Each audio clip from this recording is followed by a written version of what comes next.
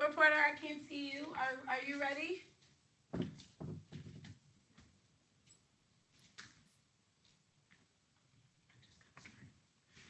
Calling case number 19-8185, People versus Willie Crenshaw. This matter is set today for a motion hearing. Good afternoon, Judge David Catchman on behalf and with Mr. Crenshaw, who appears on the screen next to me, at least on my screen. Mr. Plymel's here as well. Mr. Plymel. Hey, please, this court, Jeff Plymouth for the people, 60711. All right. I was in the middle, I guess, of a hearing on reducing Mr. Crenshaw's bond, and we had a DSU report. We probably discussed that on the record somewhat. There was a claim made of some, seemingly alarming medical issues that Mr. Crenshaw was alleged to have suffered from, and I received and reviewed once again the defense motion and the DSU report, and now I have received some medical records, I gather, from defense counsel. And Mr. Plymale, I assume you got a copy of this. It indicates you did, right? I did receive a copy of the medical records, Judge. The medical records, Mr. Cratchman, is it? Yes. Do not in any way support most of the very alarming claims made by some of the defendant's family members, although the family members don't seem to be entirely consistent in their description of the defendant's history. But I don't see any indication of a history of myocardial infarct. The only time I see his cholesterol measured, it was normal. His blood pressure was a little high when he presented, I think last year, with what DMC described as, quote, stroke-like episodes, or a stroke-like episode, but there was no final diagnosis of stroke. I'm just seeing a discharge, a sheet marked discharge instructions here. Judge, I have hundreds of pages of records from the Michigan Department of Corrections. Some of them are older than others. I tried to sift through and get you what I thought to be the most relevant. They're not very great at going through the history that Mr. Crenshaw has. They all seem to address each episode as one specific thing, and they don't go back over those the histories or what presents. There's no diagnoses on virtually any paper that I have, but most of the workups were done through the Michigan Department of Corrections. I'm not sure why probation, when they did their investigation as to bond or pretrial services, why none of that was even looked at. Well, he has sore feet. I guess that's... And I included the notice of hearing for his Secretary of State, Social Security case that's, I guess, waiting for a hearing date right now, Judge, on an appeal. Right. So his feet are so sore he can't work anymore. But I'm not seeing in the medical records you presented any evidence that he's had a history of myocardial infarct. I don't even see any confirmed diagnosis of a stroke. I presented what I had, Judge. I realize that not all of those documents are complete, but I would certainly like an opportunity to, if maybe we put this off a little bit longer, if you're inclined to decline it today, I would just ask you to hold that and let me see what I can put together that would be more specific. I can get in touch with the Social Security attorney as well, which I wasn't able to do in this last 2-week adjournment, which should be able to get some kind of narrowed down synopses of what Mr. Well, what is the basis for his claimed disability with Social Security? It's what you indicated earlier, Judge, that has to do with his feet. Well, I don't know how much more you need to give me. I mean, if he's trying to get Social Security disability, and he's not even claiming that he's disabled because of a stroke or a heart attack, then how am I supposed to take that claim seriously in assessing whether or not we should set a bond for him? I mean, he's charged with a life offense, right? So we can I start understand. out with the fact that this is an uphill battle. You know, and I've got a hearing notice for his Social Security disability claim. Right. That's why I sent that to show that there is a verifiable claim with Social Security. I don't have any That proves synopses. that there was a claim. Anybody can make a claim. But There these hasn't are- been a finding of disability. Not yet, And Judge. nothing you sent me really would support a finding of disability, at least not in my mind. I don't see anything in here that is particularly alarming. You know, we go back to the what's in the DSU report, which indicates that he's used alias names and an alias birthday in the past. He's got a significant criminal history. There's actually a parole hold on him. Good morning, Is Yeah, it? the parole hold- Attorney Kevin Bethel. I'm sorry. Uh, Isn't there a parole hold on him too? There is, Judge, but I spoke with his parole agent, and that's going to be dismissed. That hold is a result of him picking up this case, which was actually pending prior. This alleged date is prior to the date that he was in on when he was interviewed in this case. All right. So I would just simply ask for another opportunity to get some more concise medical documentation. I know he takes statins for cholesterol. I know he takes medication for his blood pressure. Those are the things that I was, you know, and he has had this stroke-like event. That's obviously within the last year or so. Well, I don't know what to make of that because the record that you provided doesn't really. Well, it's just the discharge from that event. I didn't have access to the, and nor did within 2 weeks. It's You know, I difficult to get suppose that any decision that I make about bond is always, you know, revisitable. Okay. So, you know, you can, if you've got more evidence that you think is convincing, I guess you can present it in a motion for reconsideration. Okay, But Judge. as far as today is concerned, the motion to reduce bond is denied. The current bond of $150,000 cash surety stands. Thank you, Judge. Thank you, Judge. Okay.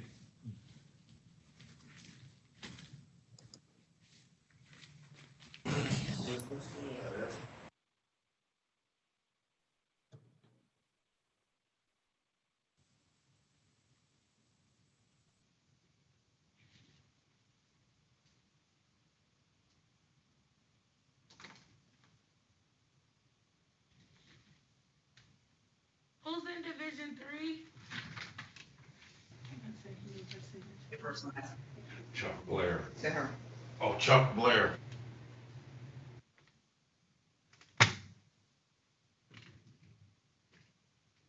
Probation, are we ready on Blair?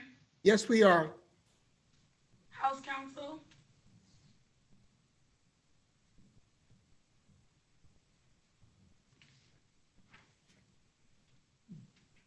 I'm sorry, I was on mute. I did not hear the recommendation for Mr. Blair, but I'll go forward with it. I will go forward. Okay, Judge, you have a warrant. That's the Yep. Okay. Calling case number 19-2836, People versus Chuck Blair. This matter is set today for a violation hearing. Good afternoon, Your Honor. Warren Harrison on behalf of the Michigan Department of Corrections. And good afternoon, Your Honor. Sharon Greer appearing on behalf of Mr. Blair. P number All right. 40133. Thank you. We have Mr. Blair in front of us via Zoom. A warrant was signed probably sometime last year. indicating that Mr. Blair sort of went off the radar screen. He was on probation for assaulting, resisting, or obstructing a police officer. He stopped reporting. He's listed on the warrant request as being homeless. Mr. Harrison, what's the department's position here? What's your recommendation? Your Honor, we're prepared to recommend his probation be closed out without improvement. During the time he was AWOL, he has not picked up any violent felonies. So at this point in time, we recommend his probation be closed without improvement. All right. I assume, Ms. Greer, you have no objections to that? None. Okay. Mr. Blair's probation is, how was he picked up, by the way? Do we know? How, when, and where were you arrested on this warrant, Mr. Blair? It's been out for a while. Mr. Blair, I think you're on mute. Go ahead. Can you hear me? Yep. I was, I did Oakdale Recovery last, December. I've been in, Safe Step, Housing, recovery program from January 3rd till the end of May. I finally got my disability and I was able to acquire a trailer. And I, actually, my drug counselor, I'm still in aftercare with a peer recovery coach and a, drug counselor therapist. And, she just sent me papers and I was actually getting ready to, have her approach the probation department for me, saying that I had completed, I got about 6 months Okay. into the All right. drug program. Okay, thank you. As I said, close without improvement. Thank you. Thank you. All right, thank you, Your Honor. I got some paperwork here, so Okay. just have to see it. Thank you. Let me close the case. Yep.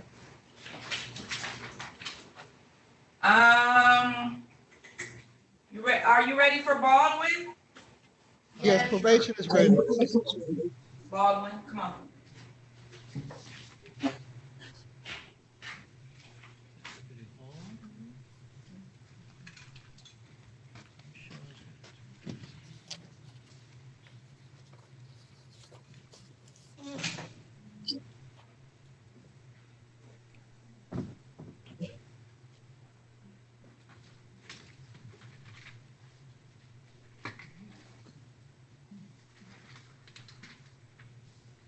Kevin,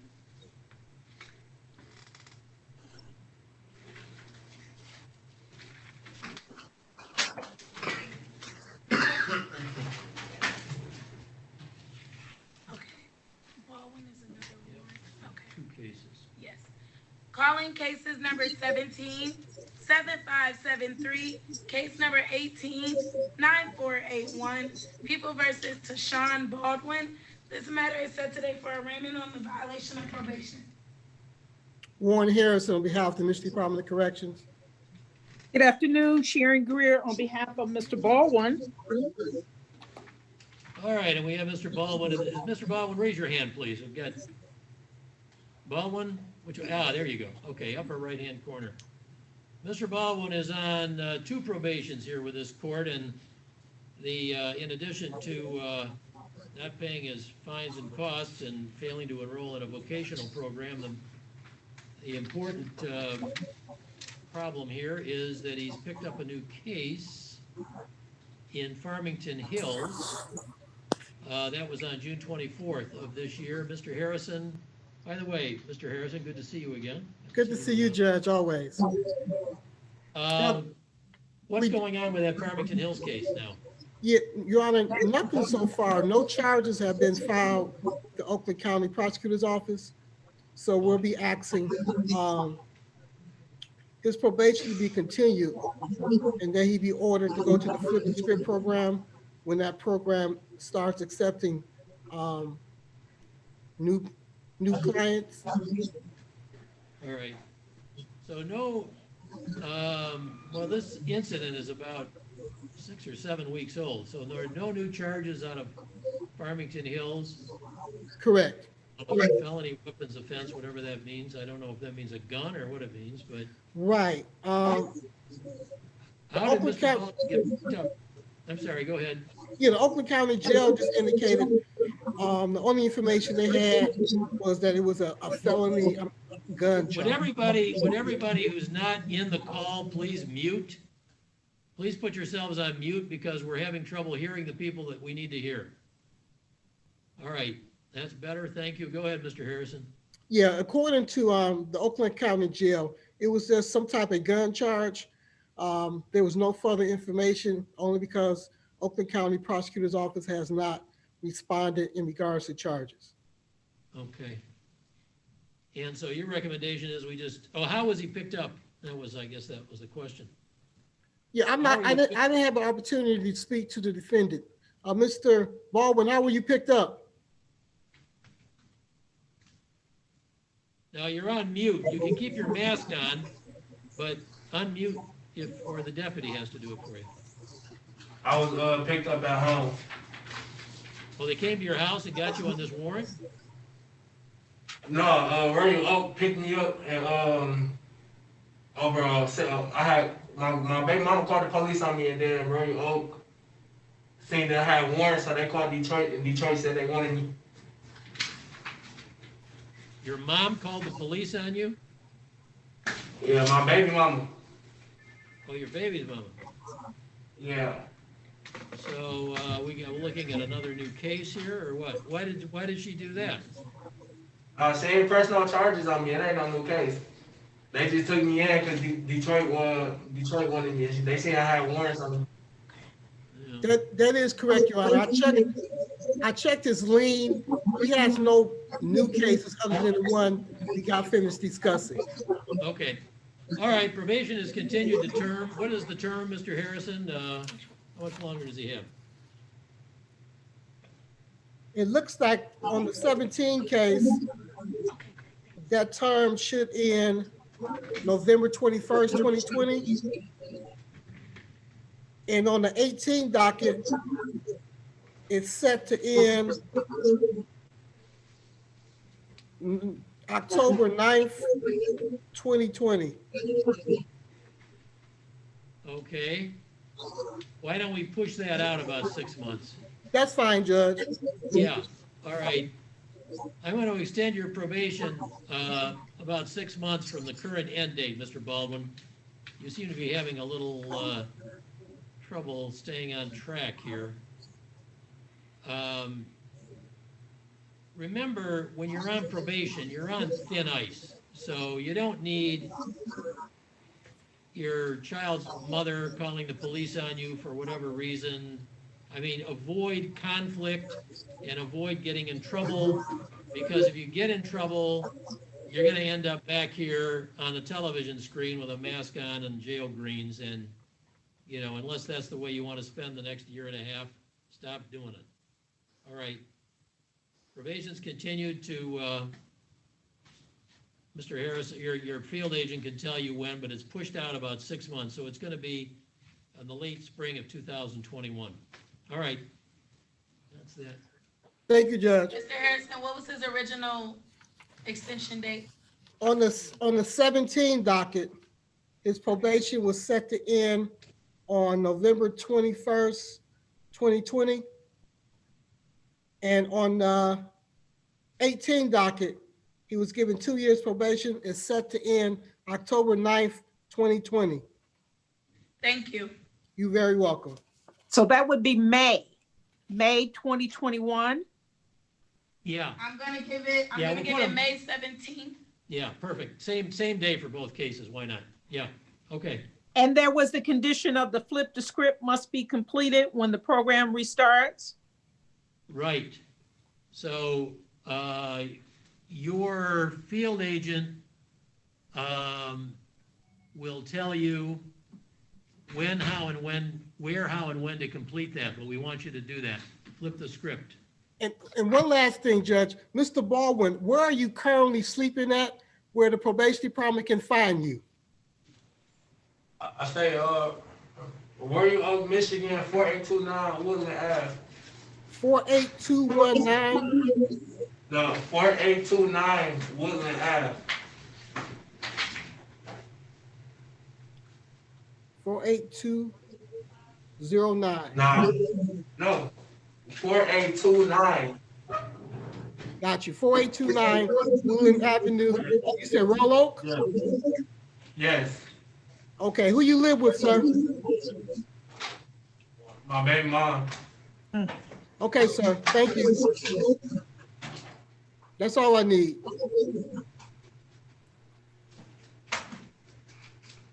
Okay, knock on the door and let them know you're all done. Okay. Right. Let's get out there. Mr. Baldwin, just knock on the door. Oh, she's right there. Oh, You ready for Ellis? Yes. With Ellis, yes. Come on, Ellis.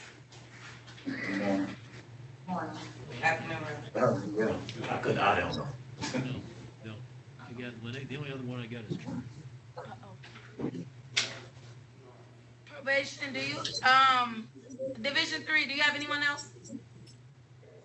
Yes, Mr. Ellis, he's in front of the camera. Is that all though? No, we got two more after that. Mr. Turner and Mr. Harper. Can you bring me Mr. Turner, please? Sure, Turner, switch out, yeah. Mr. Harrison, can you email me the warrant, please, for Mr. Ellis? Oh, I'm sorry, I have it. Oh, I'm sorry. I Okay, have it. never mind. Division 3, you can proceed. I'm sorry. Okay, I got Turner here. Do you want to go ahead and Turner, or you want to go? Yeah, Okay, we'll do no Turner. problem. Yeah, Thank you. We'll do Turner and then we'll do Ellis. Okay. Sorry. No, Dutch, it's fine. All right. That's Mr. Turner.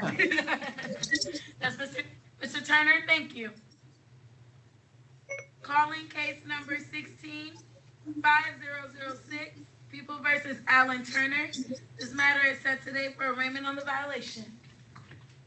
Warren Harrison on behalf of the Michigan Department of Corrections. Sharon Greer, on behalf of Mr. Turner. Okay, Mr. Turner. Could you try again? Turner, raise your hand, please, so we can see which one you are. Turner, there you go. All right, we have Mr. Turner here. He's on probation for domestic violence third offense. And he last reported on January 9th, 2018. Boy, that's been a long time. So without getting into any other details, Mr. Harrison, what's the department's recommendation here with Mr. Turner? Your Honor, they want Mr. Turner to be placed on a tether and his probation be continued. Ms. Greer, did you, well, no, you didn't get a chance to talk to Mr. Turner, I guess, did you? No, Your Honor, and unless I wrote it down incorrectly, probation, I thought we were going to close Mr. Turner. That would be a stretch because he's on probation for domestic violence. Yeah, I think you might be getting him mixed You up. may be with another thinking of patient. Ellis, which I think might be the recommendation, but with Ellis, but not Turner. Okay, So, because he Where has are to you at? complete the domestic violence and the batterer's counseling treatment. That's Yeah. correct. he should, Okay. better. Yes. So what happened, Mr. Turner? I completed the class that she's talking about. I completed everything, but I just didn't pay my money. At that point in time, I had lost like 4 people in my family. So at that point in time, Mr. Nickelbacker, that was my probation officer, he was giving me a leeway, reporting the time that I was, the people that I was losing at that time. So at that time, I stopped reporting. That was all that I did. I just stopped reporting. And I really didn't have the job that he required me to have at that point in time. So I just started reporting and I didn't pay the money, but I completed everything Well, else. you're gonna have to start reporting again, or you're gonna be in serious trouble here. Oh, yeah. When is his probation slated to end, Mr. Harrison? Your Honor, he was placed on probation for 3 years on March 7th, 2017. So we need to extend his probation because it ended in March. But however, He the was in warrant was out warrant there. status. Okay, and he was in warrant status when it came to an end, right? That is correct. Yeah, okay. All right, Before they Trevor, pay I'm me gonna off, extend your probation a year from today to August the 17th, 2021. And you are to reconnect with your field agent or probation officer. Do not let this go, because we okay, will come and get you again and you'll be in big trouble. I You're on know. probation for a couple of serious crimes here. I'll let you talk in a minute. But I want you to stay away from the complaining witness, whoever that was. I want you to get your head together with your field agent to make sure your agent knows that you claim you have completed batterer's counseling, because if he doesn't have, or he or she doesn't have documentation of that, you'll have to do it again. But you are to I got enroll documentation. in and complete domestic violence batterer's counseling treatment, and do your best to pay your fines and costs. Your field agent may be able to give you community service in lieu of some of those. That's up to your field agent to a degree. But you're on probation. You're back on probation now until August of 2021. How did you get picked up on this warrant? I was in a car with somebody and they got pulled over and I gave them my name. I knew I had the warrant, so I gave them my name and everything like that. But before I got on probation, I It's was kind of in like jail turning for. yourself in, right, Mr. Harrison? Yeah. Yeah, I gave them my name and everything. I knew I had a warrant. So Okay. I was basically going to turn myself in. But before I got on probation, I was in jail for 13 months fighting the case. So this case that I was on supposed to have been dropped. Okay. I was in jail for 13 months fighting another case, and I was fighting both of these cases at the same time. Okay, Mr. Turner, just hold tight. What's your current address? Where are you living My at? current on Greenfield, it's the same address that you have. Okay, now once you make contact with your probation officer, we will settle all that. If we think you should be off early, we'll send something to the judge. But the first step Okay. is make contact with your probation officer and discuss it with him. Okay. Okay. That's it, Judge. All right, thank you. That's it. Thank you. You ready for Ellis? Yeah. Yeah.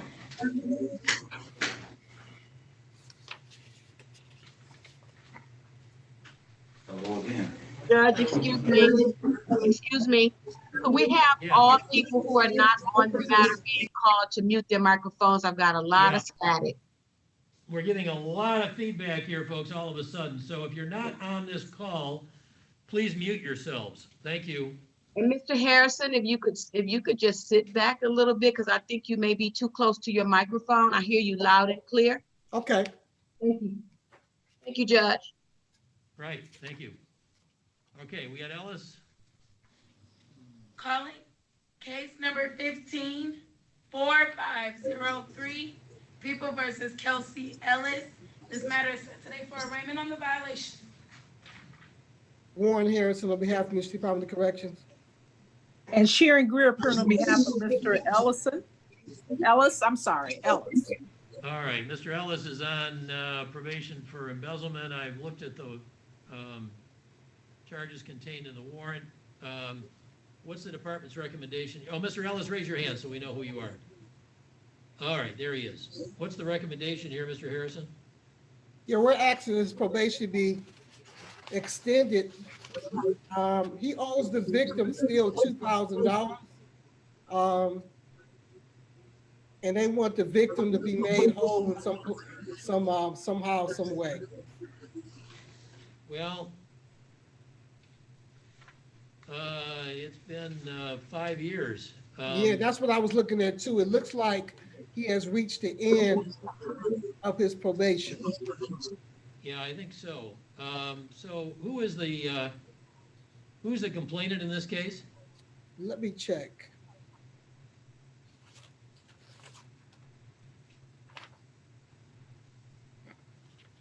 Your Honor, they don't have that on the report. I do apologize. So he was supposed to pay $10,750 in restitution. He's paid about 10% of that. and according to the warrant, he's employed full-time. Well, the department can still make a claim against him for the unpaid, well, I don't know about the restitution. Well, you know, I think that the victim here is just gonna have to be left to their civil remedies if they have any. I agree. If they, there's not much more we can do here. Okay, this is closed without improvement. Thank you, Judge. All right, thank you.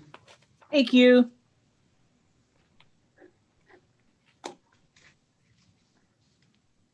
Thank you.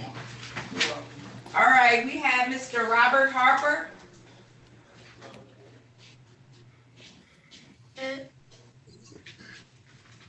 Okay.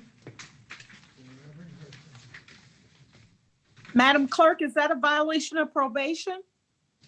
Yes, this is a tether violator. Okay, Oh, it's a tether. And Madam Clerk, that tether violation report was never sent to the Mississippi Department of Corrections. So I believe it's something the Wayne County Sheriff might have sent to the court or just never rescinded. Did we? Sheriffs, is there a way that I can get this tether report? Give me 1 second. I'm looking it up right now as we speak. Thank you. You're Mr. welcome. Perkins, I know that that's you. What is your name in the other division? I have you on mute, so have them unmute you, please.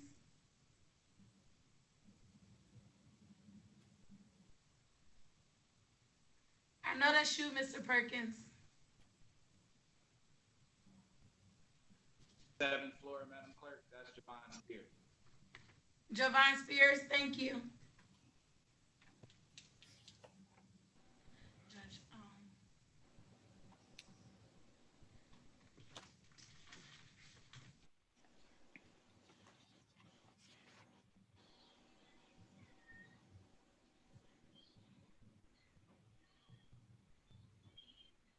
Okay, I do have the report pulled up.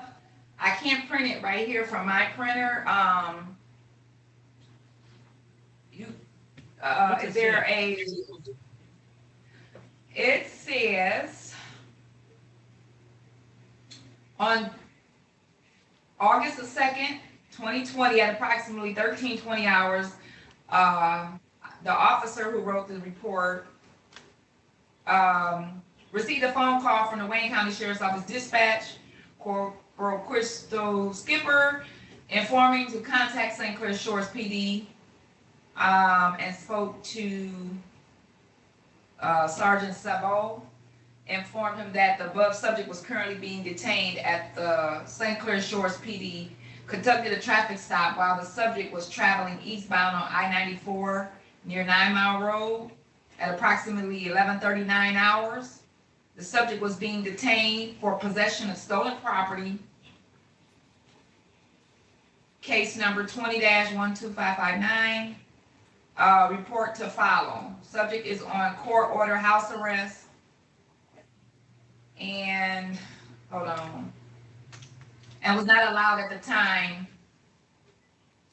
of incident.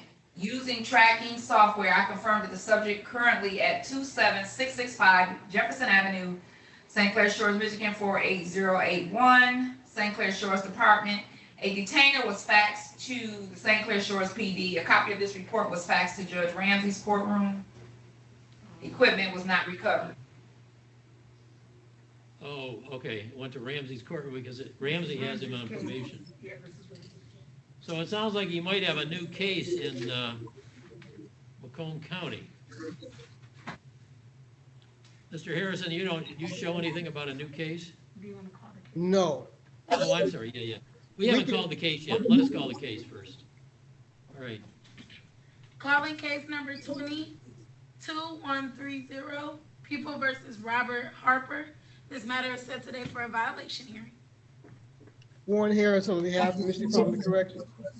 and Sharon Greer, on behalf of Mr. Harper. All right, would you please mute if you're not on this call, please? We're getting feedback again. All right, that's better. All right, Mr. Harper is on a tether. I don't know if it's a pretrial tether. Is it a pretrial? Yes. Or is it part of, okay, pretrial? And it's apparently, according to the deputy's report of the tether report, Mr. Harper was arrested by St. Clair Shores Police on suspicion of receiving and concealing stolen property. He was in the St. Clair Shores Police lockup. That's where the tether report showed him being, and he may end up having a new case in Macomb County.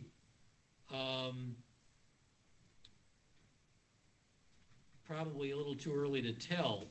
So Ms. Greer? Yes, Your Honor. My inclination right now would be to revoke his bond, at least until we know what's going on with him with this Macomb County case. The charges pending against him are drugs and gun, I guess. Whose case is this? Is this a Van Houten case? I guess it would be. This is a Judge Ramsey. Oh, it's a Ramsey. Oh, that's right. This is the emergency. Yeah.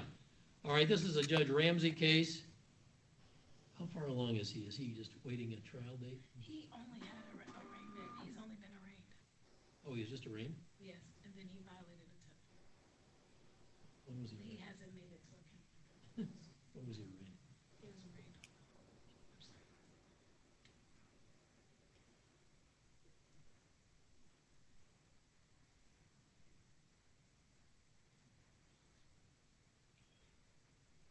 4/16.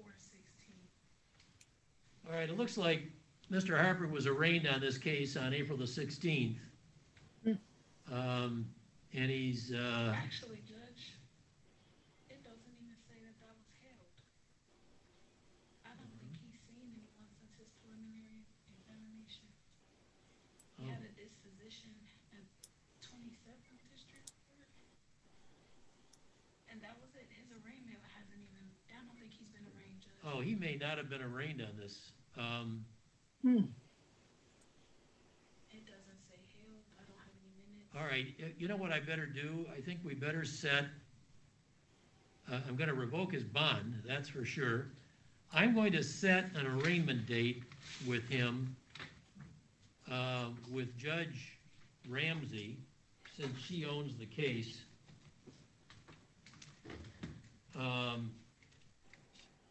Let's see when she's going to be next.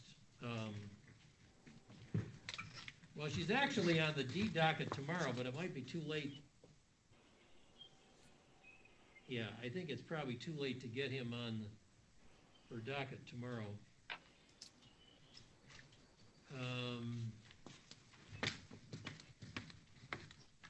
All Your right, Honor, she's you got think we this- could try? We could try to do that for tomorrow? Well, the problem is, how would I don't know, Alicia Shannon, she wants 48 hours. she wants 40, yeah. Our court administration says they want 48 hours. Oh, I'm sorry. So, but Ramsey's got she's got a C docket, C is in cat, on the 26th, so she's coming up again. So that's just 8 days away, 9 days away. And I'm gonna schedule it for an arraignment because it actually looks to us like he was not arraigned on that case. But, if he has been, and if Ramsey knows better than I, then he doesn't have to be rearraigned. We can just call it a pretrial. But I'm going to put it on the docket as an arraignment on the information. And so his regular lawyer supposedly is, let me see, what's his name again? Oh, Dan Mercier is showing up on our docket as his regular lawyer on that case. So, Ms. Greer, I don't know exactly what advice to give you on that, but we'll put it on Judge Ramsey's docket for Wednesday, August 26th on the C as in cat afternoon docket. What's the name of the attorney? I will contact him and let him know. Our record is showing it's Daniel Mercier, Mercier. I think I know him. Okay.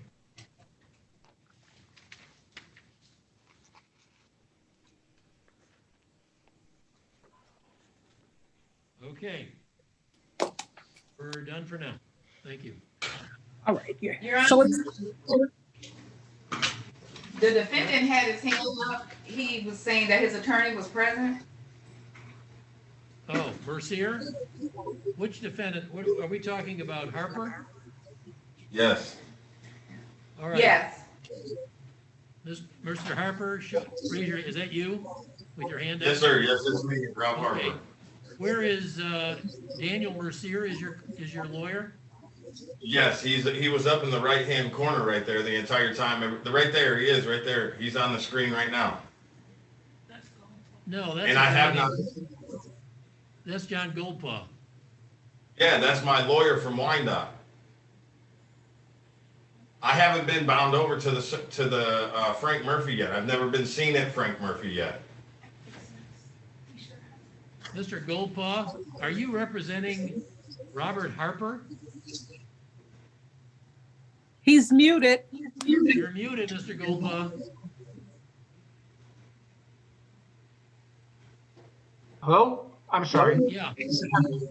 Okay. Your Honor, I was spot appointed in that matter out of Wyandotte. However, the appointment never went through. I've never been contacted or informed that Mr. Harper is representing him at this point. I'm representing Mr. Harper at this time. So all I can say, I don't understand why he's in jail, and have heard nothing either from Mr. Harper or from the courts regarding this matter since back when we waived the exam. Okay. There was another attorney on the record, and it appears they kept that. So he was bound over, but apparently maybe never arraigned yet on this case. That's what I understand, Your Honor. While out on bond on a tether, he's been arrested by St. Clair Shores police and is seemingly likely to be charged with another crime. That's why I revoked his bond until an arraignment. I have scheduled an arraignment in front of Judge Ramsey, who owns this case, for the 26th of August. I guess it's not going to, no, there's a gun. So that's why it's not going to an arraignment courtroom. It's going directly to Judge Ramsey on the 26th of August. Now, I don't know what you want to do about that date. I have no power or even knowledge about how the assignment process is going now. I know that spot assignments I thought had ended, but well, Your Honor, this occurred back before we had the COVID. Oh, before the new system, yeah. And what Okay. had happened at the court, he was assigned an attorney. That attorney either didn't appear, but another individual appeared on his behalf, indicating that he was going to obtain the discovery and enter an appearance. Therefore, this other attorney eventually did not show up at the next PCC date. I was in the court, and the judge, to be quite honest with you, was very disappointed that nothing had been done, not my fault, but so she spot pointed me to deal with this. Okay. However, when we bound him over, that's where it ended. When I contacted the court, when I checked for the AOI, it had another individual on the. Who was the lawyer that didn't show up at the original exam date? Your Honor, I have my file is in another place. If I can have a moment. Well, no, that's okay. I just wondered if it might have been Daniel Mercier. I don't, his name is what appeared. What I would suggest, Mr. Goldpaw, is that you contact a woman by the name of Vidris Moore. Yes, I know Miss Moore. Yes. Okay, she's the one that runs the assignments. And I would say I let her have know. actually, Your Honor, I didn't mean to cut the cord off. I actually did speak to Miss Moore when this initially came down. All And I right, explained that to her, but that was, she said, I don't see anything through the assignment office. So okay. it appears they may have sent the bind over to the wrong place. Yeah, I don't know what to tell you, but I don't either. okay. But if the It's, court, Ramsey's case, and you've got I have scheduled an AOI on Ramsey's afternoon docket. It's the C as in cat docket. yes, Your At Honor. 1 o'clock in the afternoon on the 26th, I've scheduled it for an AOI because it doesn't look like he's had an AOI yet. No, he has No. not, Your Honor. This was originally scheduled, I believe, for April 14th. Right, okay, so now it's August the 26th, and he will be appearing remotely from jail on that date. If you can weasel your way into this case, by all means do it. Let me know if there's anything I can do to help. Okay, Your Honor, may I just skip where I want to get there, right down that information.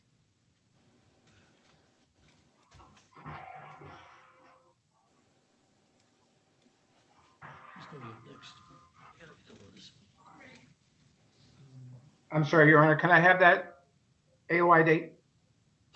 August 26th, Wednesday, the 26th, at 1 p.m. And it is the C as in cat docket.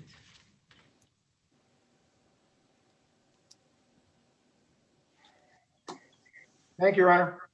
Thank you. Guess I was checking in on something else I didn't know. Okay, Thank you. thank you. Next, Madam Clerk, I'm sorry, Your Honor. Madam Clerk, Yes. I was just wondering, on the docket, you had a Mr. Stiles. Is that correct? No. Oh, you don't? I'm sorry, I thought I had on we there. don't have styles. Pardon? We don't have styles. Okay, I got a phone call from the clerk that was going to be scheduled this afternoon instead of this morning. Thank you, Your Honor. Well, maybe it's on the other docket. There's No, Your another Honor, I docket. got a phone call from the prosecutor. They Oh. handled it this morning unbeknownst to me because my client is in the hospital, so they waived it. I mean, they've Oh, got it. all right, Thank you. okay. All right. We're done. Next. That's Mr. Perkins. Would you like to do Mr. Gilman? Your Honor, this is Division 3. I think that concludes our docket for today with you all. Thank you so much, Division 3. You have a great day today. Thank you, Division 3. Thank you so much. Madam Clerk, are you done with probation? I am. Thank you. Thank you. You take care, All right. Judge. Good seeing you. All right, you too, good to see you. All right, now we got the big dogs left. The motion hearings. Mr. Clements, Yes, I'm here. All right. all righty. Are we ready? Well, they actually took your client out of the picture, so. Oh. Oh, okay, just kidding. Okay, Judge, they are both motion hearings. Yeah. Spears, Should we just do the case that they have together, Judge? let's do Spears first. I gotta, Spears, separate case? Hmm? The case, Spears case with Freeman or Spears case with Gilman Perkins? oh, the one with the Perkins and Okay, yeah, the the one murder with Perkins case, where yeah. they both are on the screen right now. Right, Okay, yeah, good. that's good. Okay. Okay. Are parties ready on Perkins and Spears? Your Honor, I'm ready, but I don't think Mr. Perkins' attorney is on. I don't see him. Yeah, I don't think we're doing anything with Mr. Perkins today anyway.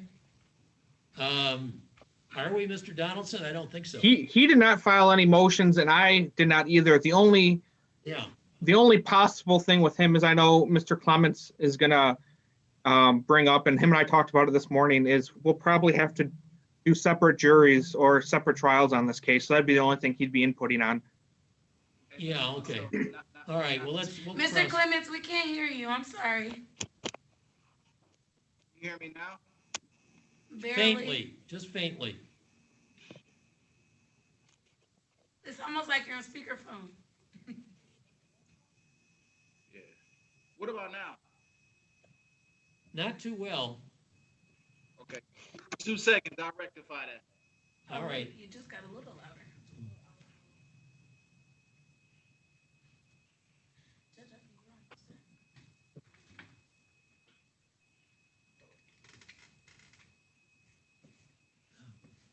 Oh, we gotta do Ms. Diallo's. Oh, she represents. Yeah, Jackson.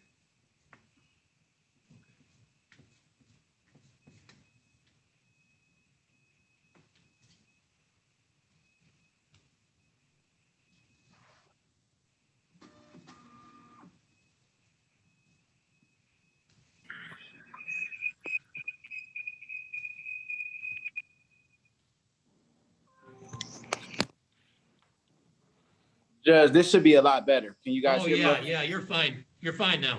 Okay, sorry about that. Right. Okay, did you call it already? No, so, Oh, okay, I will. Calling case number 22360, People versus Pierre Gilman Perkins and Joshan Spears. Okay, Good. appearances, please. Good afternoon, Your Honor. John Donaldson on behalf of the people, P77514. May it please the court, Judge. My name is Adam Clements, P number 77233. I'm appearing on behalf of the defendant, Mr. Javon Spears, who's present before the court. Judge, we're asking that you waive my client's right to be physically present and conduct this matter via Zoom. Yeah, no problem. And we have Mr. Spears. Mr. Spears, raise your hand just so I can see you. There he is. Okay. So, Mr. Spears has a number of matters with us, but this is a homicide case. Mr. Perkins, a co-defendant, doesn't really have an issue today. We have before us a motion to quash on behalf of Mr. Spears, which I have read, and the people have replied. I have some questions to ask because I'm not crystal clear on the facts. Although, well, I might be clear, but I want to make sure that I'm clear. There was a shooting at a home on the west side. A couple of guys accosted and assaulted a couple of other guys. The victims were Marcus Coleman and a guy named Wilson. Wilson survived. Coleman did not. The two defendants that are charged here with committing the assault are not Mr. Spears, but two other guys. And as near as I can tell, what happened here is Spears's co-defendants accosted Coleman and Wilson as they were going in Wilson's house, forced them into the house, apparently. One of the assailants fatally shot Eric Coleman. Wilson ran up the stairs, heard the gunshots, presumably the ones that killed Coleman, ran back downstairs and got a gun that was laying around. I gather that the assailants had walked out of the house by that time and did not chase Wilson up the stairs. Wilson gets the gun, runs back up the stairs, looks out a window, and sees two assailants, probably the two assailants, Perkins and Leach, and shoots at them from his upstairs window, and they shoot back. And in that shooting, apparently, Perkins and Leach both get shot.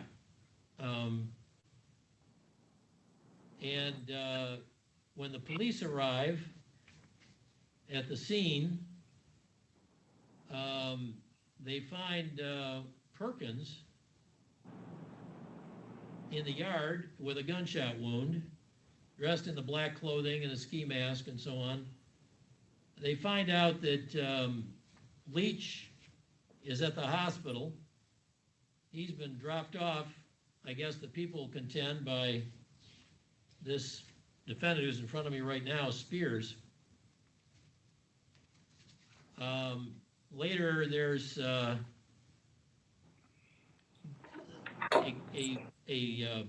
Chevy, was it a Tahoe or something, an Equinox, a Chevy Equinox that can be connected to the defendant through his brother, is recovered and searched, and there is some evidence in the Equinox indicating that the Equinox has some connection with this crime. The people contend it was defendant Spears who dropped defendant Leach off at the hospital.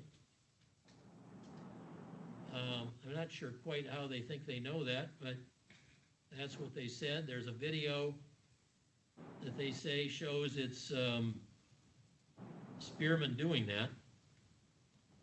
And so that's sort of where we are. Mr. Donaldson, is that about it? Yes, Your Honor. And the reason we know it's defendant Spears who dropped him off is in the video, he's wearing a very distinct camouflage hoodie. And when he's arrested a couple of days later, he's wearing that same clothing. He's got the same camouflage hoodie on. And the video is pretty clear. I think I attached some of the screenshots. It looks just like the defendant's got the same clothing. Okay. And also, the only thing I'd also add is there was clothing, dark clothing, found in the back of that Equinox, as well as two masks. And there was also a mask found by Mr. Perkins in the backyard. Right, and the victim's credit cards. Yeah, and the victim said that he believed that there was 3 people who were involved in this. He said he never saw 3 people together. He believed 2 were fighting his cousin and 1 was chasing him. So there could be evidence that Mr. Spears was one of the people involved, but at the very least, he is the getaway driver. And there's evidence to show that not only in the car was there credit cards of the victims in there and the masks, but defendant Perkins' ID is also in there. Defendant Perkins never got to the car after the shooting. He was left in the backyard. So that's circumstantial evidence that he was in the car prior to the shooting as well, to show that he was driven there, and so then that car was there the whole time. So, Your Honor, I believe there's at least circumstantial evidence that he's the getaway driver, but there's also multiple masks found in that car, plus 1 at the scene, which could corroborate what the victim was saying, that 3 people were involved. All right. Well, of course, in the exam, you didn't have any DNA evidence linking Spearman, or Spears to the masks. None of the, as I read the motion and the answer, none of the witnesses saw a Chevy Equinox, though, at the scene of the shooting. Is that right? No, Your Honor. No one saw an Equinox. The Equinox comes in because that's the car dropping off defendant Leach at the hospital that we see Mr. Spears driving. And they get to the hospital, and as it was brought up at the... You know what you've got, Mr. Donaldson, here is a pretty solid case of accessory after the fact, but where do you get the aiding and abetting on the part of Spears? Your Honor, again, there is circumstantial evidence that he drove them there and was the getaway driver, because Mr. Perkins... What is the evidence that he did that? Because we don't have anybody seeing the Equinox at the scene. Your Honor, because Mr. Perkins' ID is found in that Equinox, and he does not make it back to the vehicle after the shooting. He's left in the backyard. So that's evidence that he was in the car prior to the shooting as well. Oh, my Blake.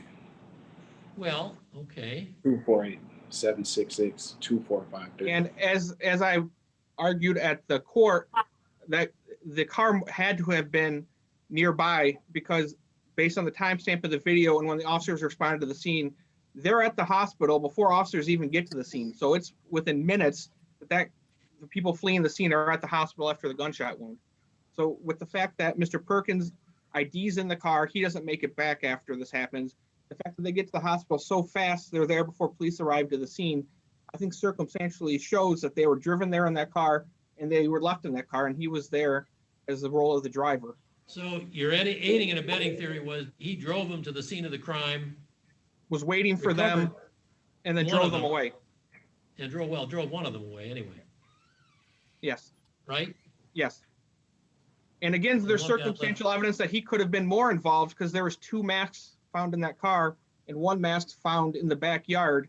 And there's testimony from the witness that he believed 3 people were in the yard. And what links the defendant to the car is what, his brother's? When he's arrested, his brother has the title to the car on him, and he is also seen driving the car, dropping off the defendant who's still at district court at the hospital minutes after this. Yeah, okay.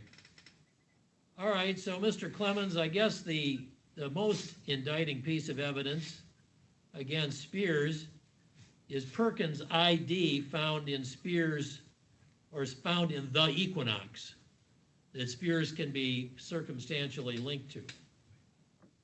So I guess my response to that would be that the prosecution is just going to ask the court to assume that the ID was there before the incident, before the shooting. It couldn't have been that the individual that was with, you had Leach and Perkins that were allegedly together.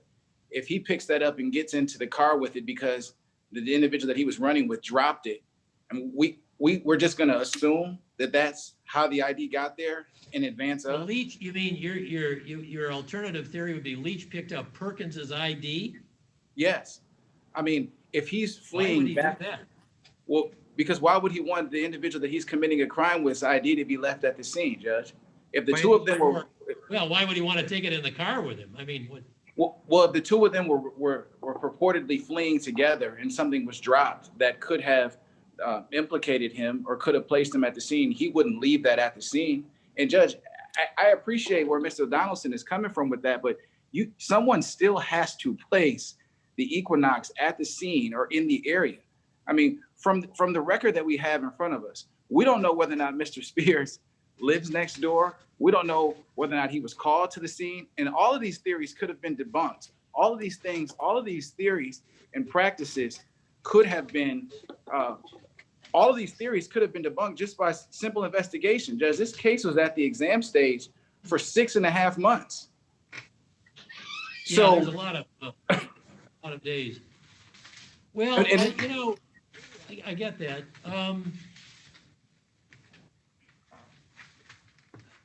There's no question that this is an extremely circumstantial case. I mean, it's one fragile circumstance on top of another, at least for Spears. The piece of evidence that really stands between me granting this motion or not is that Perkins' ID found in the Equinox. I mean, there doesn't seem to me to be any plausible or realistic explanation for that, other than that, and it was the two, Perkins and Leach's, you said, right, Donaldson? No, Perkins' ID's found in the car, but Leach is seen getting dropped off from that car after the shooting at the hospital. Yeah, right. The Perkins calling ID is in the car. Yes, Perkins' ID. In the car. Yeah, when the police find it. Yeah. And I don't know how Perkins' ID is going to end up in that Equinox. Javon, you cannot talk. Huh? Put your hand down. Sorry, Judge. You can't talk. Oh, yeah. Yeah, he's got. So, I mean, the most plausible explanation for that is that Perkins was in the Equinox just before he bailed out and committed this crime. And then, of course, he's left at the scene, so he had no opportunity to recover his ID. His ID gets left behind in that Equinox. That Judge, may I respond just to that point specifically? Yeah, okay. But Judge, they have to do more than that, right? Even if he was in the vehicle before, they have to prove that my client knew or had reason to know that a crime was going to take place. It would be different if these individuals were in the car together and they said, hey, listen, we'll be right back. And they don't tell him what's going on. They don't tell him anything that's going to take place, right? Well, and this is but Judge, we can't just assume for argument's sake that the evidence is against him because we don't know. They're asking you to take the unknown and say this is a plausible explanation, and that's sufficient for probable cause that he was complicit in planning to commit a crime that led to a murder. I mean, that's a huge leap. And well, if it's true, I mean, of course, there's the masks, but if it's true that he dropped them off near the scene of the crime and then waited and then drove one of them to the hospital with a gunshot wound, I mean, that's sort of circumstantial evidence that he knew what he was dropping them off for. But I'm not conceding that, though. And it wasn't one of them's houses either that he dropped him off in. All right. And also, Judge, a dismissal on this record does not mean that they cannot go back and recharge this with the appropriate evidence. With a witness that says they saw an Equinox in the area, they could have done cell phone triangulation on his phone to place him in the area before the shooting took place. This theory could have been hashed out.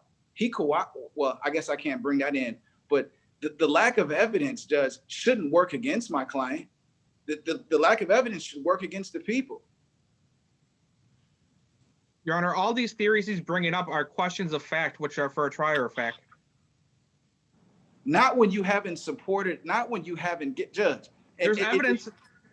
Even if we look at the bind over when we made this particular argument, it wasn't even addressed by the district court. The district court judge simply said it's a question of fact, right? And I just don't think that that's acceptable when we're talking about the specific issue of what proves whether or not he knew or had reason to know that a crime was going to take place and that he participated in facilitating a crime that led to something bigger. I'm less concerned about that than I am with, was he the one driving the Equinox, on the night of at the time of the crime? I mean, I guess there's some video evidence of him or so. I mean, how was he identified as the one that dropped Perkins off at the hospital? Well, the screenshot, the attachments, photos from Mr. Donaldson. I mean, it would be disingenuous for me to argue that he hasn't established that, right? Yeah. Because the video evidence, which he's attached the stills from the photos, show Mr. Spears. I mean, I can't. It would be dishonest and disingenuous. I don't practice law that way for me to just come into court and lie about what the video shows. The video shows my client and another man wearing all black, and that's the one thing that we can't overlook is that Mr. Spears is there in camouflage, and there's another gentleman that's there in all black in addition to Mr. Leach, right? So, and Mr. Spears can be seen in the lobby, getting the security, getting the wheelchair to help Mr. Leach get into the hospital. So I'm not disputing that. All right, how much time elapsed between the crime and the dropping off at the hospital? We don't know, Judge. The only thing that we know from a timeliness perspective is that the first responding officer arrived at 11:45 p.m. And I know the court. I know the court can. Who called him? Who called the police? Who called 911? There was a person inside the house who was the roommate of the one who testified, who was upstairs during it. He called 911. Oh, there was somebody else in the house? He was. According to the witness who testified at the exam, he has MS, I think is what it was, and can barely move. So he never made it downstairs or witnessed any of this, but he called 911. All right. And what time was the 911 call? We didn't enter that in. That wasn't established, but the officer who responded to the scene said he got there around 11:45. And by the time he was at the scene, he was already being notified that there was another victim at the hospital who was shot.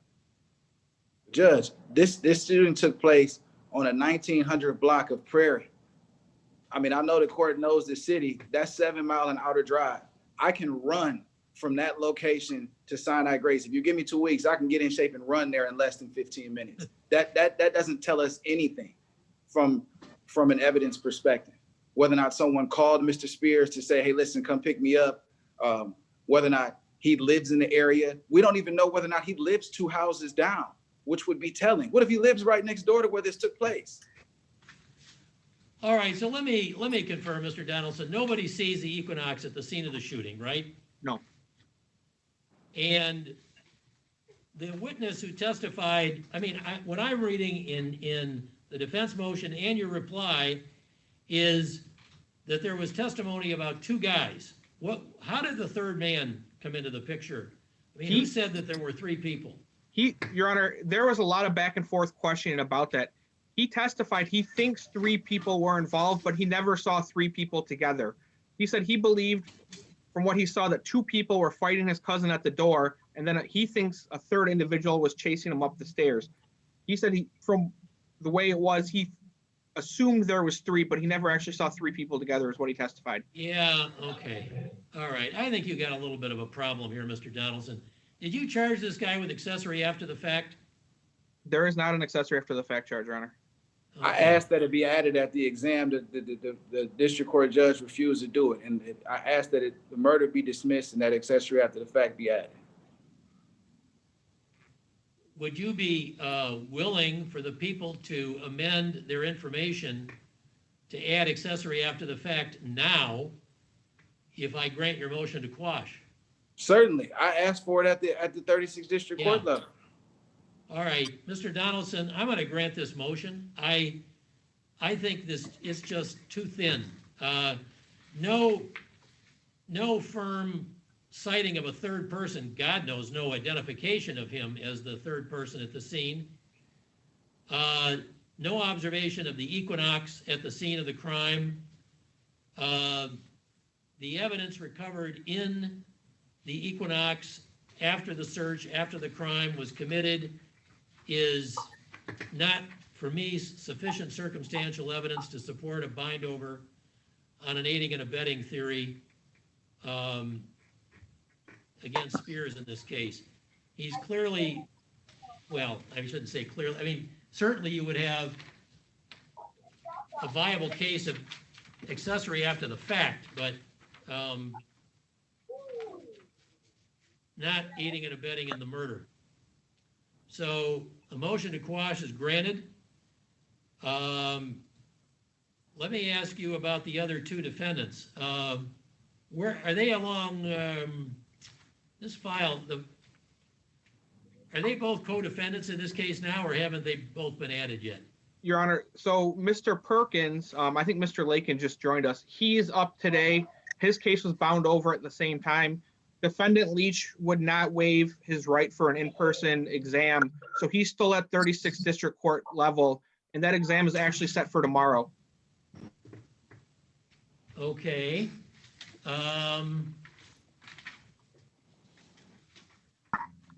So that means that, at least for the moment anyway, Spears is out of this case. And I only have, so I only have one defendant right now. Well, Spears would have an accessory after the fact. Well, yeah, all right, so file an amended, since there's an agreement, file an amended information. And we can, arraign him on it and go on about our business. I mean, he's got other issues here anyway.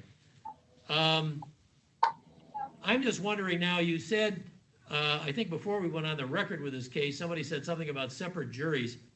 Who gave statements? Mr. Leach, I'm sorry, Mr. Spears gave a statement, but I'm not using his statement, and his case is now quashed, but Mr. Gilliam Perkins has a statement that I'll plan on using. Against him? He mentions nicknames of the other two defendants. So he does name the other defendants, but not by name, by their street name. Well, yeah, but that's going to be a... Yeah. I mean, when you say he mentions them, does he implicate them? Yes. He says in his statement, he basically says that he was told he's going to be the lookout, and he was given money by Quan, which is the defendant still at the district court, and JV, which I would argue is Javon, to be the lookout while they did this, is his statement. Okay. So all he admits to is being a lookout? Yeah, he admits he was standing in the backyard with a mask and a gun and was the lookout, Your Honor, but some of the firearm evidence and stuff we've gotten back since then, I believe he's more involved, but that's what his statement was of his involvement. Right. All right, well, I guess we'll cross the how many juries do we need bridge when we, if and when we need to, or when we come to it. So and it's gonna be a while before this case gets tried anyway.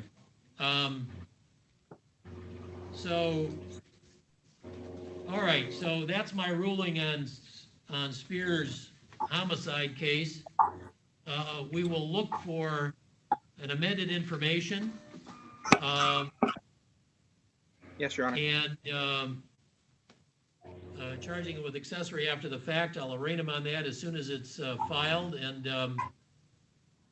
you know, we'll have to make a short record on that as, you know, when that happens. Judge, All right. Yes, sir. how do we address my client's remand status on this case then? Well, he's got other stuff here.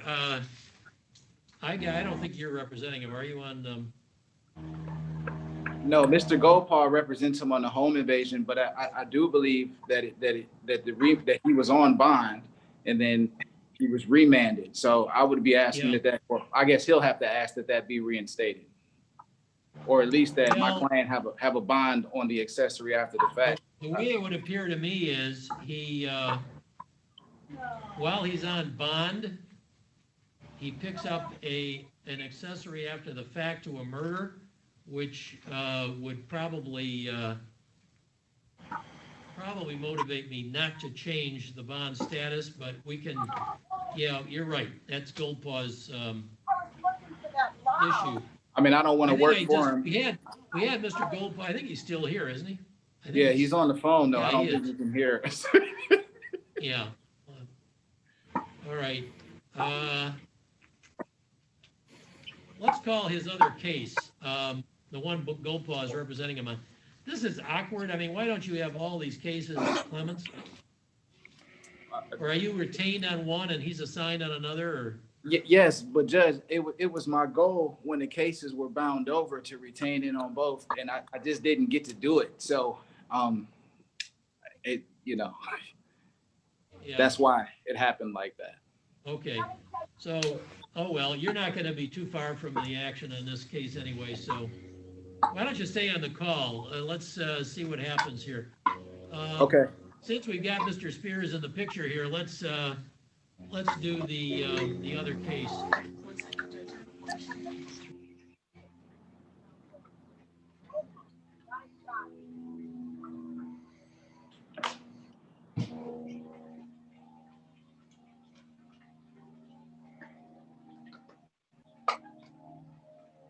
Sorry, it sounds like somebody may be outside.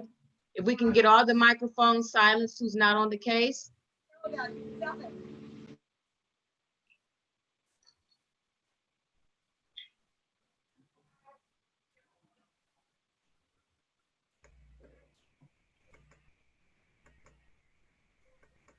Amended information filed within a week or within a few days? Your Honor, I'll try to get it done as soon as I possibly can. Okay.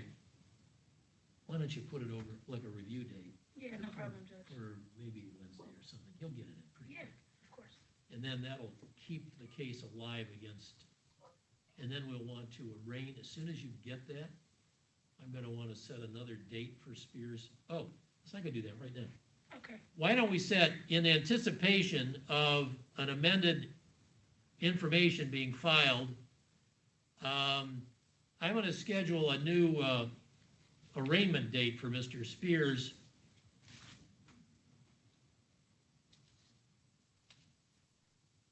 Let's see. Can we do it August the 26th? That is the next, oh, no, strike that. Never mind. Oh my God, when do you have another? September 10th. Jesus. I know, that's what you said last time. That's crazy. I don't want to wait that long. Could we move it over to a Williams-Claiborne docket? Yeah, sure, whatever you like,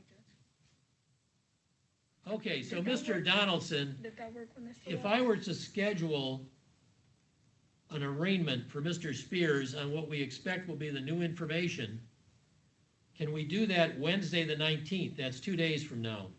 and we would do it on Judge William Claiborne's docket, which is docket D as in dog, because I do that with her.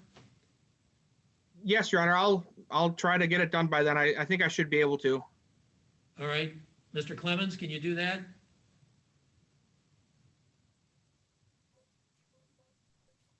Adam, what happened? He just went out. I think he's gonna pop back in. There he goes. Okay, Mr. Clemens, can you do? Sorry, the Judge. payment of Mr. Mr. Spears? Wednesday afternoon? Whatever date, Judge, my team will make it work. Okay, Wednesday afternoon, that's the 19th on the D as in dog docket. That's actually Judge William Claiborne's docket, but I'll do it, Okay. okay? All right, so we are done with Mr. Spears' murder case right now. And Mr. Clemens, as far as I'm concerned, we're done with you unless you want to wait to see what happens on this other matter. I'll hang out just for Javon's sake. Okay, all right, that's fine. I'm gonna mute. Okay, Are we done with Mr. Perkins? yeah. Okay. Mr. Perkins, can you please knock on the window and let them know that you're all set? Yeah, there's nothing, we're not doing anything with him today. Your Honor, Mr. Perkins' attorney checked in if you wanted to address him. I don't think we're doing anything with Perkins today. In fact, I don't even. That is correct, Your Honor. Mark Lakin for Mr. Perkins. We're not doing anything today. Okay. Do you have a new date with us? What's your next action day with us, Mr. Lakin, or? I'm not sure. I'm actually out of town today. I'm not in front of my calendar. Your Honor, I don't think we have any court dates set after today, so we'd have to pick a new date. Okay. And I suggest if they're holding the other exam, which is what we've been waiting on, Yeah. before we file anything, frankly, we'd like to see what we have here. Yeah. I suggest we put it off about 3 weeks. Well, if the other guy wants a live exam, I don't know when, they're not doing those yet, are they, in 36? Yes, they are, Your Honor. We're supposed to do it tomorrow. Oh, it's a live exam, really? Yes. Oh, all right, well, about 3 weeks from today would be just right then. We'll give Mr. Lakin then a pretrial. Oh, let's see. Should we bring the defendant back in so he can hear it? No, that's okay. Okay. What did we say, September 10th? Yes, Judge. All right, let's try for September 10th. September 10th, we'll call it a pretrial conference. And this is on Judge Van Houten's docket, which is on that day, the D as in dog docket. I'm sorry, what was that date? What was the date? September 10th. September 10th. Your Honor, I wanted to address, my client had some surgery a couple days ago, and apparently he's complaining they're not giving him any medication for pain. All right, I don't know what to do. I don't have Mr. Donaldson, maybe you have a suggestion. I just found out myself. Mr. Donaldson, do you have any suggestions? I don't know how the jail operates with giving medicine. I guess I know they've marked files medical before, and I think his has probably already been marked medical. Besides that, I don't really know what to do. He had medical, yeah. He had inpatient surgery. That's what I'm told. Well, he was shot at the beginning of this case and was in Sinai Hospital at the beginning of the case. He just had that surgery? No, this is a different surgery. Oh, all right. I don't know what to tell you. I just don't have anything in front of me about this. I would suggest. Your Honor, I'll get more details, and if I find that I can do something, I'll file an emergency motion and we'll press it up. I know the chief judge sometimes likes to weigh in on these jail care cases, and okay, let us know. Otherwise, you have a pretrial date of September the 10th. And Mr. Clemens, that'll apply to you too. Although we're going to see you in a couple of days. So, all right, let's get back to, all All right, so Mr. Perkins can end the call. Mr. Lakin, you're free to go. Thank you. All right, thank you. See you next month. All right, now, Mr. Spears' other case. Calling case number case number 19-8832, People versus Javon Spears. This matter is set today for a pretrial. Good afternoon, Your Honor. Ryan Elsey appearing for the People, P81329. Your Honor, John Goldpaw, 30758, appearing on behalf of Mr. Spears. Okay, Mr. Spears, raise your hand again, please, yep, there he is. Okay, so now this is Mr. Spears' other case. We don't have Ms. Freeman in this, I guess, do we, or? We don't, Your Honor. Okay. All right, so Mr. Goldpaw, this, people have a motion in limine to admit some other evidence. And I've read it. It's kind of like a 404B motion, I guess, kind of. So what is your answer to this motion? Well, Your Honor, you said it was kind of a 404B motion. That was originally declared, and I responded to that 404B motion. The judge indirectly ruled on it. That's when all this other stuff came about. So I'm relying on the legal arguments that I presented previously. Your Honor, they wish at this point in time to include the video and still images showing the ever popular Equinox on video. I don't have any objections to that, Your Honor. However, the other ones dealing with videos of Mr. Spears showing him in the same clothing, that is clearly prejudicial. How can they say it's the same clothing? The arrest and I'm sorry, I take that back. The incident that occurred before the home invasion was in May of 2013. The charges weren't brought until quite some time later. Now we say that 7 or 8 months later, he's in the same clothing. And I would suggest that that is totally inaccurate. There was a claim that he walked up between the houses with a hood on him, not giving any further description. There is no video of Mr. Spears or anyone going through that yard. How can they, at this point in time, indicate this is the same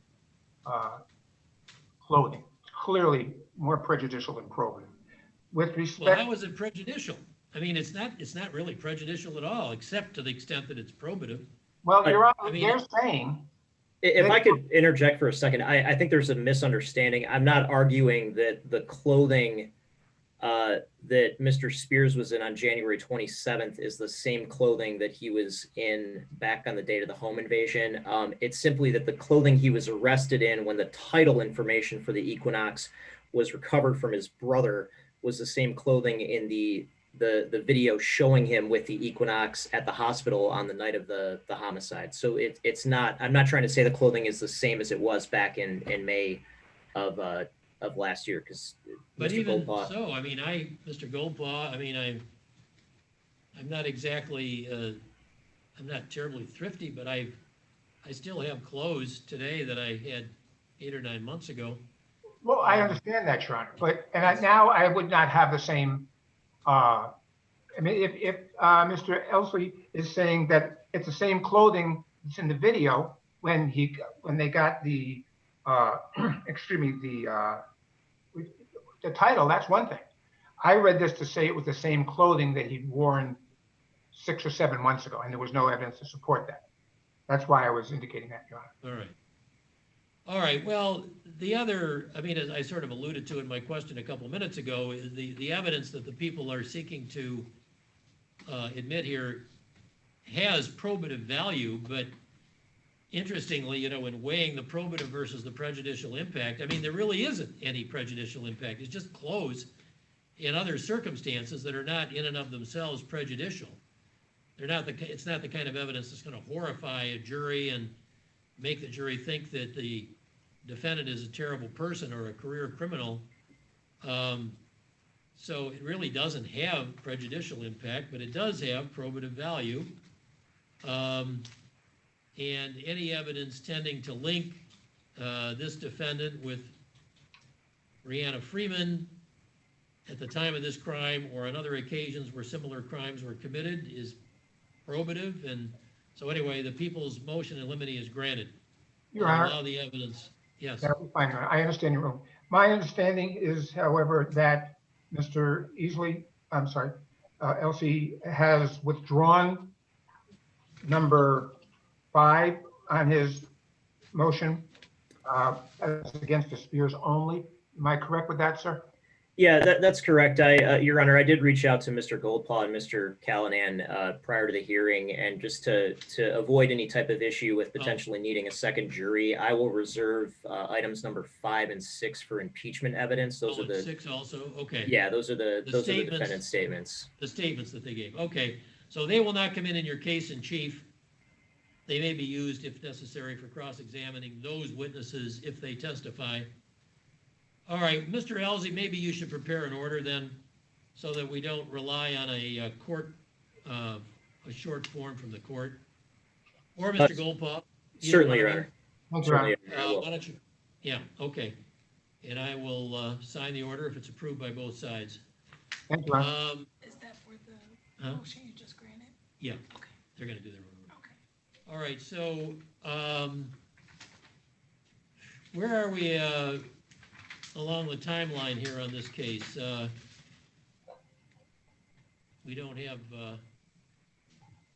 Freeman in front of us here. Well, she's out, isn't she? That's right. She's out, Your Honor. Yeah.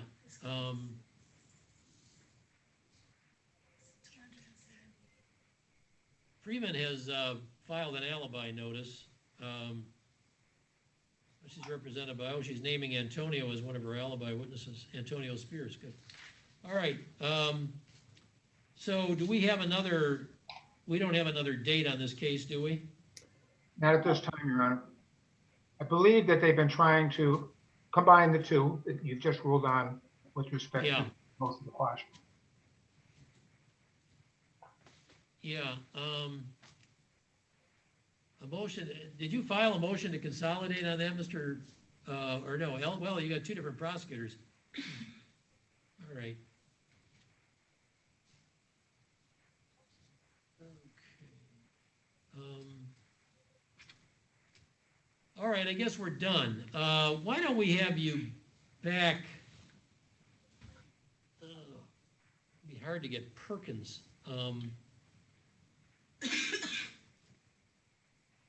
Why couldn't we have Perkins on an emergency day?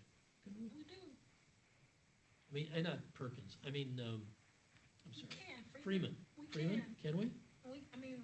Yeah, I mean, she can call in. Why can't? Yeah, she can call in. Yeah, that's what you want.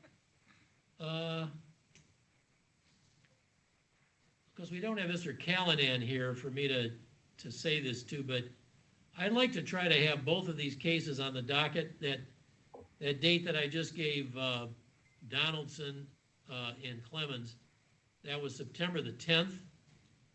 Let's put this Spearman case on the docket for the 10th as well. And Mr. Elsie, would you please reach out to Evan Callanan and see if we can't get Brianna Freeman on the call that day? Sure, I will, Your Honor. We have an out-of-custody defendant appearing on an emergency day. I don't know why we couldn't. I mean, I know we can't do it the other way around, but let's see if we can do that. But we'll put this this home invasion case on the 10th of September. That's, what did I tell you? Docket, it's the afternoon docket.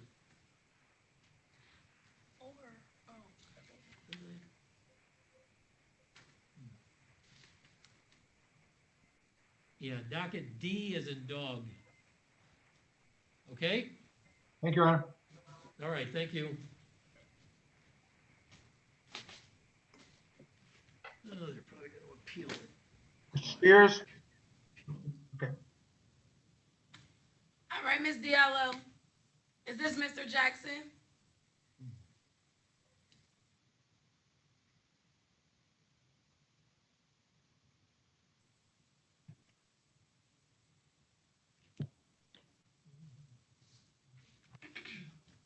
Mr. DeGrazia, are you on Jackson? Yes, and I think that is Derek Jackson. Thank you. Are parties ready on Derek Jackson? Yes, I'm ready. I'm sorry. No, you're fine, Ms. Diallo. I'm ready. Calling case number 19-9417, People versus Derek Jackson. This matter is set today for a final conference. Uh-oh. Dominic DeGrazia on behalf of the people. Good afternoon to you and your staff. Lillian Diallo on behalf of Derek Jackson, who is present by video. Okay, Mr. Jackson, would you raise your hand, please, so we see? Okay, there he is. All right, well, Mr. Jackson is charged, as we know, with murder. And, you know, I was just reading Judge Van Houten's opinion and order last night, denying the motion to quash. And that was just based on reading the opinion and order, a question popped up in my mind. Who ID'd the defendant at the exam? Judge, I think it was essentially the lab report that was entered where the defendant's DNA was recovered from the same area of the victim's jacket that one of the witnesses told police that she saw the suspect grabbing the victim in that area of his jacket. Ah, yeah. Okay. Yeah, Right. okay, I understand that, Judge, but if nobody identified him. Well, I can't And- revisit the motion to I quash. know, I know. But I I did know, but wonder when I read the opinion, there was nothing in the opinion about, okay. Well, anyway, Can we have a Is there an bond, offer? please? an offer on this? Yes, Judge, I sent Ms. Diallo an email last week. We did offer that if the defendant were to plead guilty to second-degree murder, we would agree to a sentence agreement of 20 to 40 years in the Department of Corrections. Well, it's not double parking, but it's better than felony murder. Oh, I'm sorry, may I ask my Yeah. client?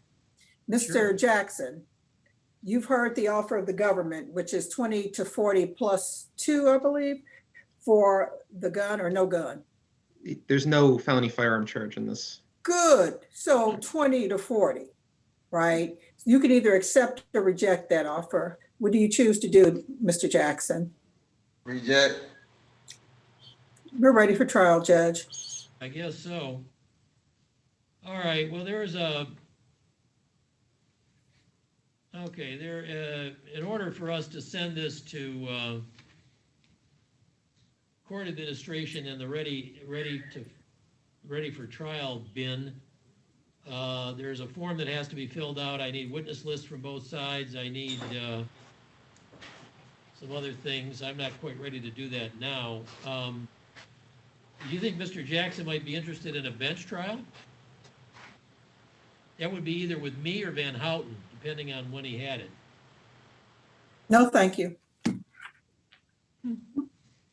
Well, I had to ask, you know. I know, and I had to answer. I miss you though, Judge, I really do. Well, yeah, but, okay. Not that much. All right.